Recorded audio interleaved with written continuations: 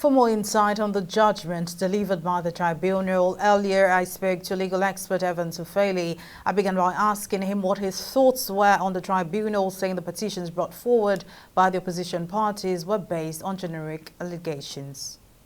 The opposition didn't have concrete evidence to ground their claim or to prove their case effectively.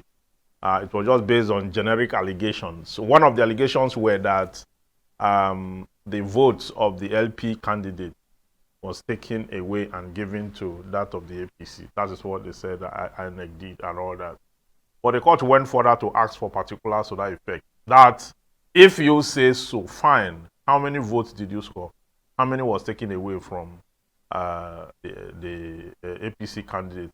And how many did they give to that of the LP and all that? There were no particulars whatsoever. And you expect the court to rely on that's oral testimony without proof or evidence to ground the claim. But the court does not work like that. The court is not a church. The court will never rely on the sentiments of parties, okay, in order to reach a decision. The court will not look at what is in the newspaper, the blogs, or the social media handles of individuals to grant a decision. The court will look at the evidence before it. Well, so both the People's Democratic Party and the Labour Party have said they will appeal the verdict of the tribunal. Do you think they stand a chance of victory at the Supreme Court? We cannot preempt the outcome of the case at the Supreme Court level. But what we can talk about is that it is their right to appeal the case. Definitely their right to do so. That option is open to them because by the basis of jurisprudence, it is open to them in the event that the Court of Appeal erred in law.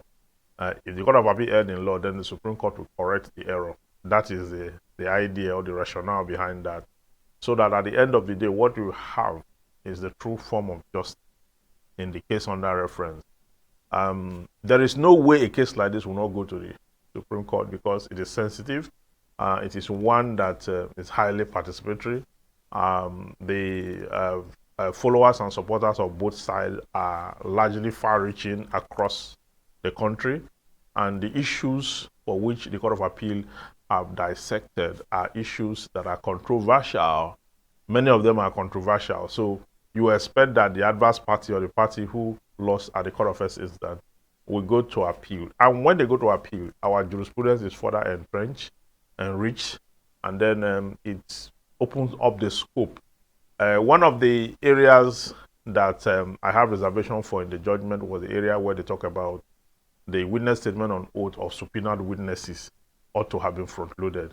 That is the court calling on the impossible. That couldn't have happened because subpoena means you are forcing a party to court. So how would you have gotten his witness statement on oath when you forced him to come to court? So beforehand.